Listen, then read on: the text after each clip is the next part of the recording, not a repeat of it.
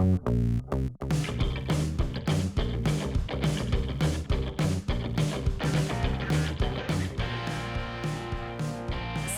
has always been having the position of the busiest port in the world, with connectivity to about 600 ports around across 120 countries. Maybe share with us some of the exciting initiatives that you are undertaking right now.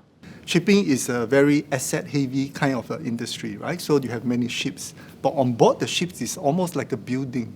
And the building needs a lot of equipment, a lot of system to maintain, to make it safe, to make it operational, efficient, and also sustainable. So this is digitalization. So in that area, we kind of introduce R&D. We bring our IHL universities to do research on autonomous vessels, on the next generation vessel traffic management system. There are many of these wonderful technology.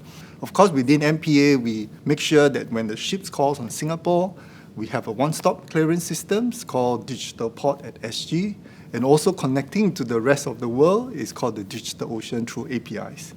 The last piece is actually talent development. So if you have digitalization, you can be very sustainable, but if the workforce is not ready, then that is a big question, right? So we need to bring technology, we need to have new skill set for our workforce. I know recently you signed a very big MOU with the Port of Rotterdam. Tell us a little bit about what is this ambition to form the world's longest digital and green corridor? While we can do a lot of initiatives within the Singapore, making digitalization and decarbonization, what will be a lot more meaningful is when we can start connecting to the different ports in the world. If we can harmonize the standards across the different ports in terms of port clearance, in terms of digital data exchange, the use of API, standardized API, I think that will actually facilitate the ships. But at the same time, it makes it easier for them to do data exchange with the different ports. The whole world is talking about decarbonization, yes.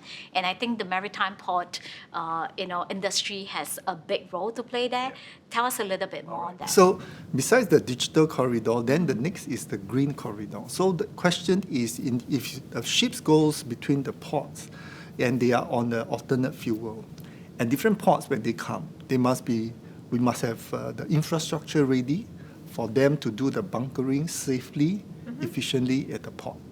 And between the ports, then how do we account for instance, the way that they do this sustainably, right? Whether the carbon emissions, whether the handling of the fuel, this has to be agreed between the two ports. So I think both digital and green will augment the ships, the port authorities, and all the whole ecosystem players together so that we can all work towards a greener and more sustainable shipping. At Google Cloud, we believe a lot about investing in startups, and I know you personally have started that journey many years ago and is passionate about some of the arena. How can we help and develop startup in this maritime ecosystem so that we can bring more innovation? Yes, I think startup actually would need a lot of prospective customers, of course, need business, and they need scalabilities. I think where Singapore can play a good role is where there are all these shipping industry customers here, stakeholders who can actually offer the startup the opportunity to make their technology work.